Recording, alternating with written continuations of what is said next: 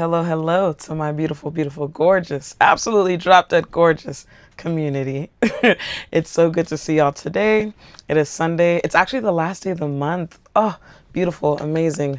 Round of applause for ourselves because we have gotten through it. Okay.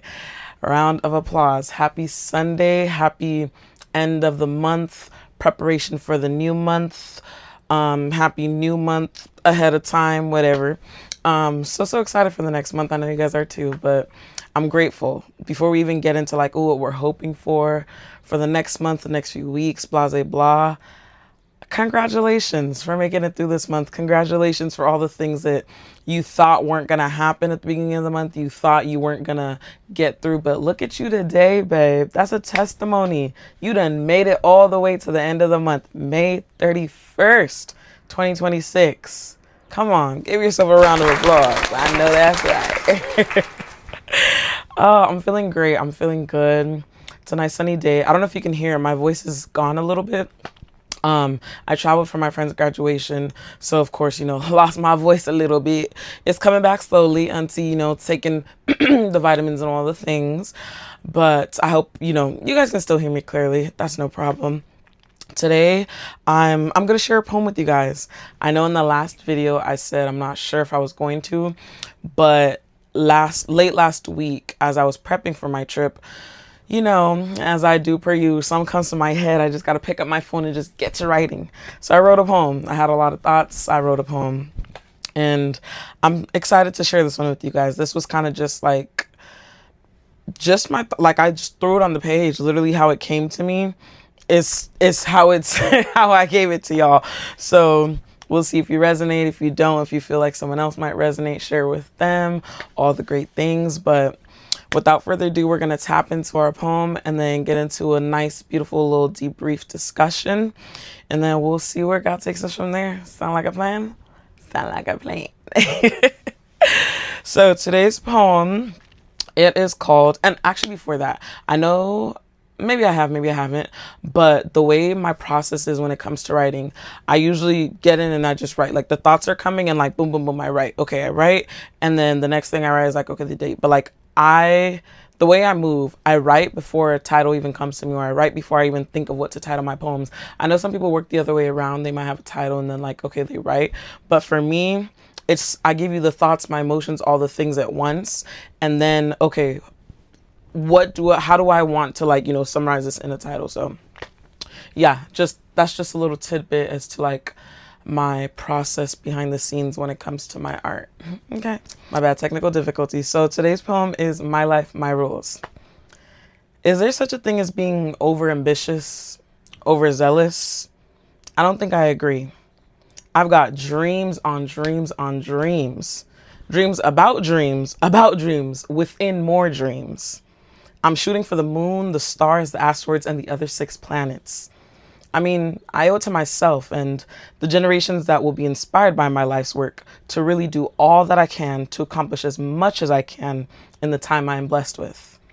God did not give me these gifts, talents, ideas, purpose, and drive for decoration. He embedded each one in me carefully and with intention. You see the way I show up daily? It's because I have this knowing, so I embody it every waking day. Write the book, host the event, book the speaking engagement, start the project, apply to the job, network with that community. Do it all because there's no such thing as being overambitious or overzealous when it comes to your passions.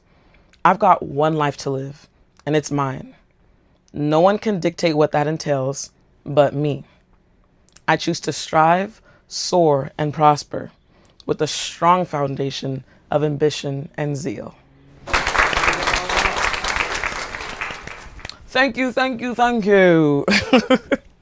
This one is like a boom, boom, straight to the point. Basically, like, I forgot what I was thinking about, or what I was doing at the moment, but it got me thinking about how sometimes people will say to you, or people will say to others like, oh, you're thinking, that's too much, like, kind of ground yourself. Of course, yes, it's good to ground yourself because the way I am, I'm a big thinker, and I often have to remind myself to like break it down into chunks because I get to like thinking these big things, but then I remind myself, okay, break it down into chunks so we can actually, do the smaller things to get to the bigger thing. Okay.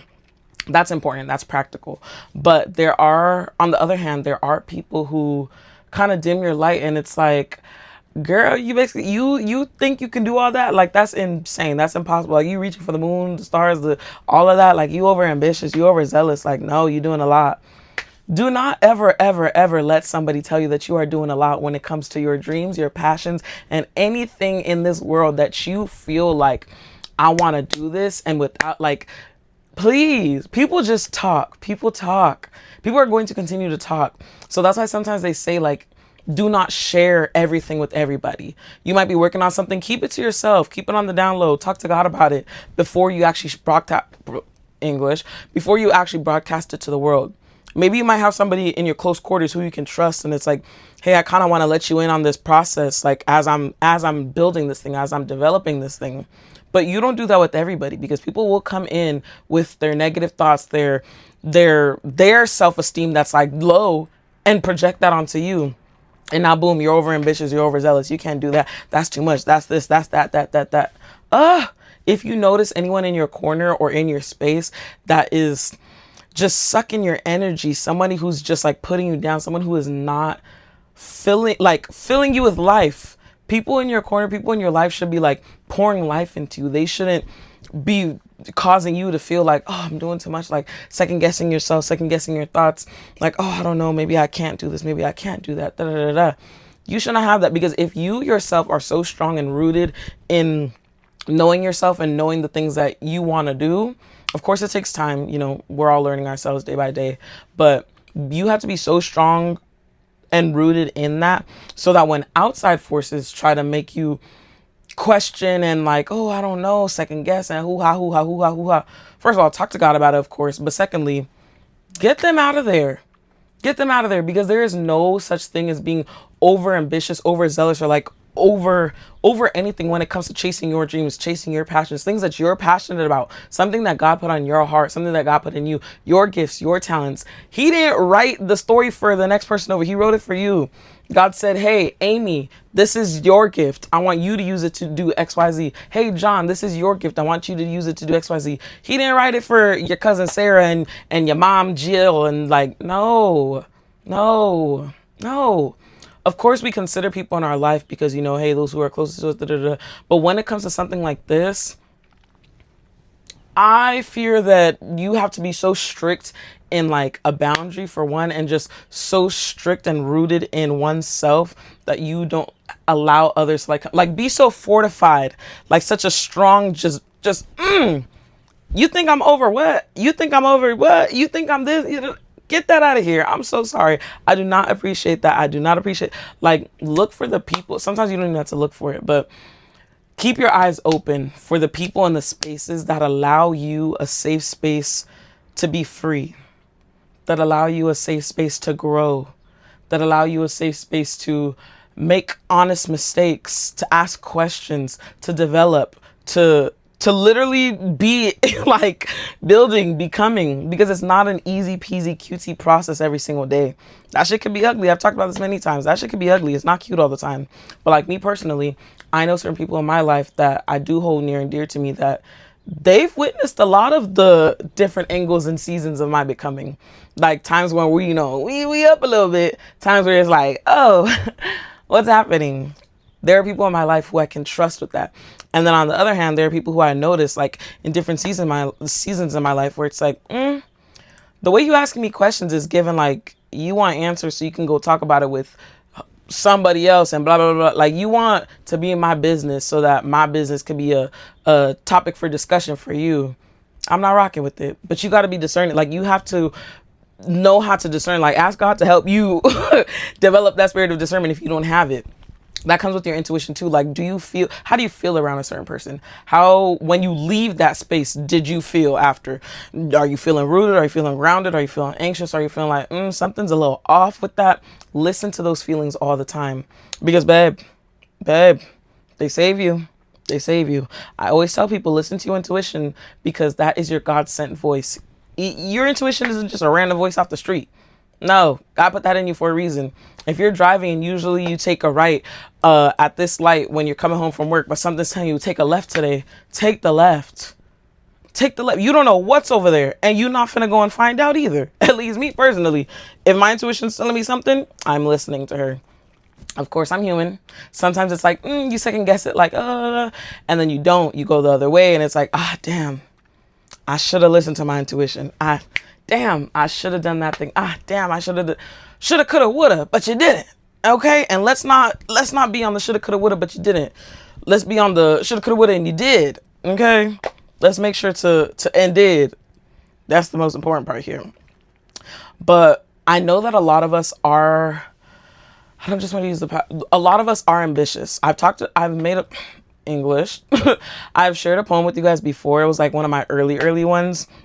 Basically talking about how like I have so many ambitions, and sometimes like I feel overwhelmed by them. It's like, where do I start? Where do I begin?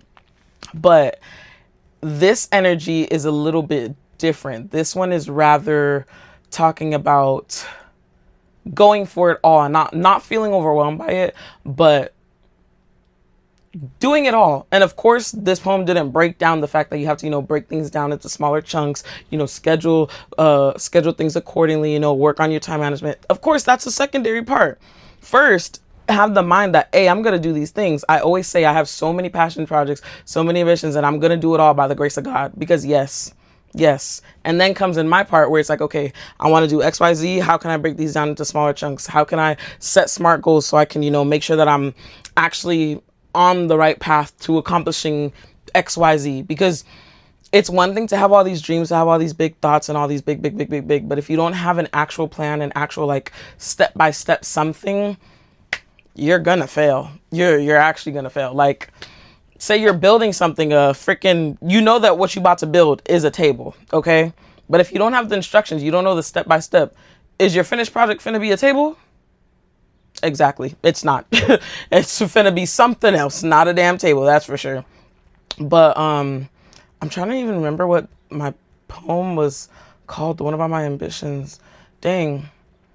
It's like leaving my mind right now. I write so many poems, I have so many titles in my head. I'll just put a picture here so you guys can go watch that. But have all the ambitions, have all the passions. Like, I have a list in my notes app whenever I have something that like comes to me that I'm like, ooh, that's something I really want to do. Not just like a to-do list item, but something it's like, ooh, I really do want to do this one day. I want to accomplish this one day. I have a passion to do this. I put it in that note. So some things I need to go in and like look through like all the way to the bottom, but some things I've probably already done. Some things I'm in the process of doing. Some things I might end up doing in the next 10 years, the next 5 years, the next 15. You never know. But keep a running list of all your passions. Keep a running list of the things that come to you that it's like, I can't shake this. This needs to be done at some point. Like I need to work on that. And with that big list, time and time again, look at it and like, okay, what can I start working on today? Okay, I want to do this. How can I, start working at it today? Okay, maybe I have to research a couple things. Okay, maybe I have to talk to so and so because I know that they're in this field. Okay, maybe I have to sit down and actually write down, what I envision for it. It takes time, it takes dedication, it takes patience, it takes all these different things, all these different fruits that you have to actually like. Even I just bought this book. So every time I travel, I buy a book at the airport. I don't know. I just do. First of all, I already have a lot of books. I'm always, buying a book every now and then, but I'm always reading. So, I mean, hey, it's fair. But one thing that I do whenever I'm traveling, either going to the destination, so that first airport I get to, or any airport I find myself, wandering into the little like store, the little quickie mart or whatever, I'll buy a book. Not just forcing myself to buy a book, but if something does catch my eye, okay, boom. But if not, I'm not. If nothing speaks to me, if I don't resonate with anything that I've like skimmed through, I'm not going to force myself to buy it. But the book that I did just buy when I was going to Chicago is Tenacious by Scott Scoville. I've already started reading it on my flight. Of course, I haven't really done much because, it was just a flight. But I really do like it already. It's a great book. So I'm excited to see all the things that I learned from this book. I'm excited to see the type of person, the how should I say? The things that then get ingrained in me by the end of this book, to see how I've transformed by the end of this book. I'm excited. I know for sure this book spoke to me because I was in that store for a minute. Like I was literally just skimming books, kind of like already reading a couple pages, just seeing if anything spoke to me. Nothing was. And I literally was about to grab my bag and leave. Like I turned around and then like the whatchamacallit caught me first. I was like, ooh, what's that? Tenacious. So I picked it up. I read the little summary. I read his little bio. I read maybe a page or two. I said, oh, okay.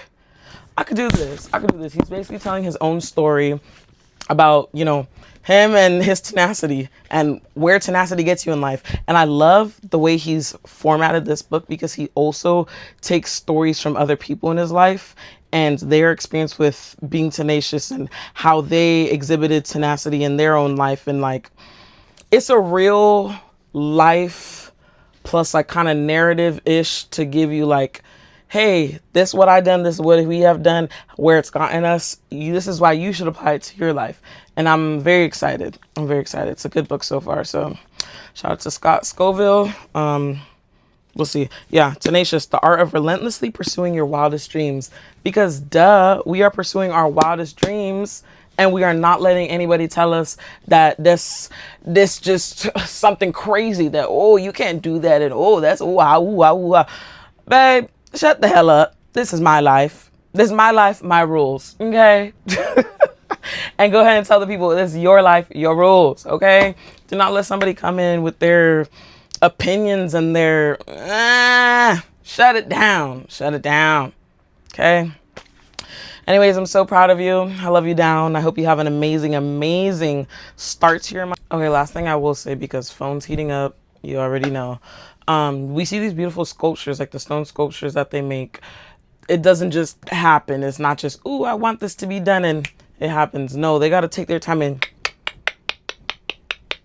one piece at a time. One piece at a time. So that's how you got to go about literally accomplishing anything. One piece at a time, one day at a time, 1 minute at a time. Nothing's going to happen overnight. And the things that happen overnight, it took years, it took months before that one night happened where you thought it happened overnight. That's how I like to think about things. But yeah, I love you down. If you guys want to stay up to date with me on anything, Instagram, Facebook, TikTok, if y'all need to email me about anything, all that is here for you. Have a beautiful, amazing, sweet, splendid day. I pray that nothing but success, joy, prosperity, and all the great things in this life are yours in tenfold, in abundance. Amen and amen. Bye.